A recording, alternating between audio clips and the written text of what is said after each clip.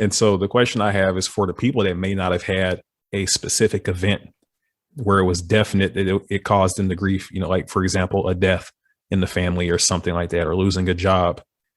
For those people that don't have that definite event to be able to tie their grief to, have you noticed that there's some people that might be having these experiences of, stress and addiction and all that, but they might not necessarily have the awareness to know what it is that's causing them to have these destructive behaviors?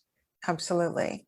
And sometimes we don't know the reason why we are depressed or we feel out of our skin uncomfortable, in our skin uncomfortable is what I meant to say, or we feel just not okay with ourselves and we're reaching out for something that is outside of ourselves to make us feel better. And we don't necessarily have to have the reason to know what that might be, to feel down and out and be seeking other methods to make us feel better in the moment that are not healthy for us. I think, Hamani, it would be good to just talk for a moment about the definitions of grief that we offer in the grief recovery method, because I think some of your listeners might feel um, uh, might hear this and sense it as, oh yes, that's what I've been feeling. I just didn't have the words for it. So the definitions that John James has offered us in the Grief Recovery Handbook are several.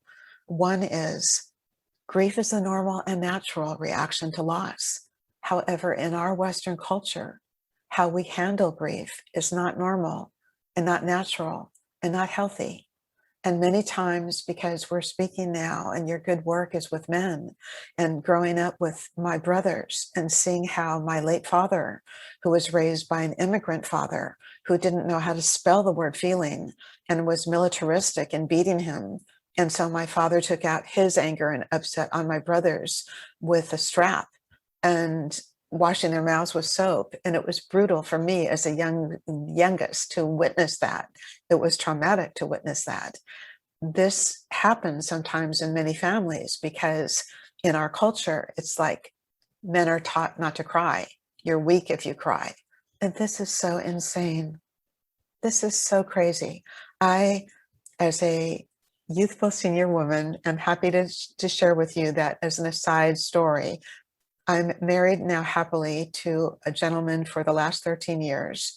And one of the first things that I loved about him when we were at one of our early movies is that it was a sad story and he had tears. And I looked over and I thought, oh, I like him so much already that he can access how he feels and show it.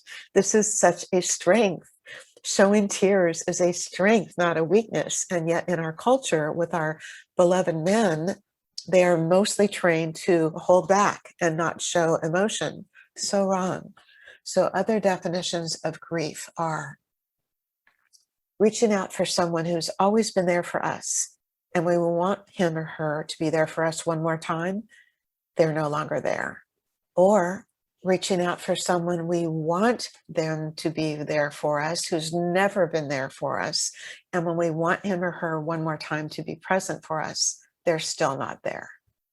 And so when I first heard these definitions, I was so enlightened because I loved the way that John expressed them so differently than what I had heard ever in the past.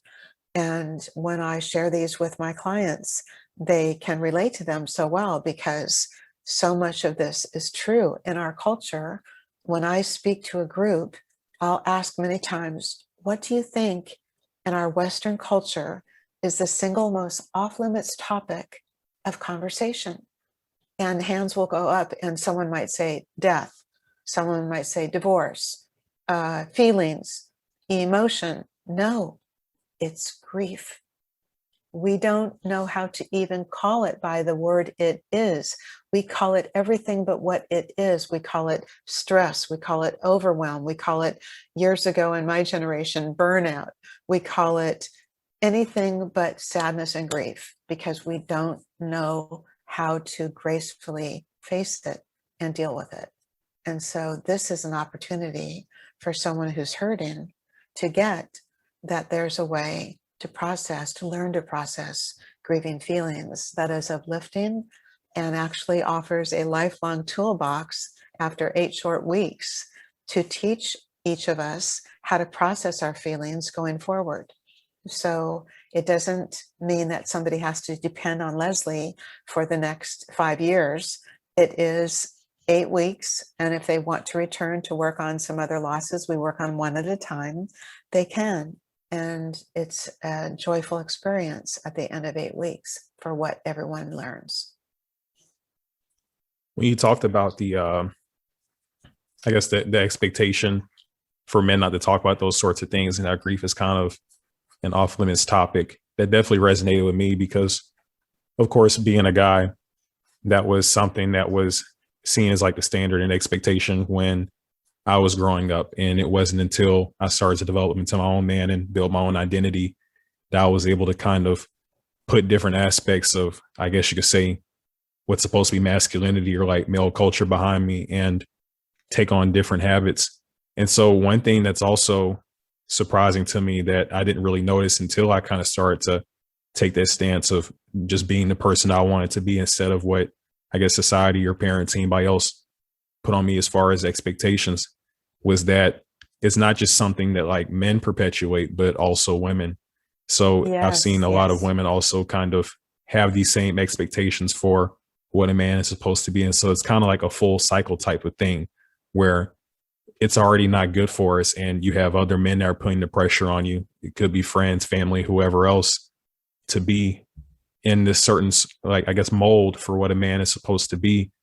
And then you even have the women that you might be interested in or talking to that might have that same type of expectation for you as well. And so I appreciate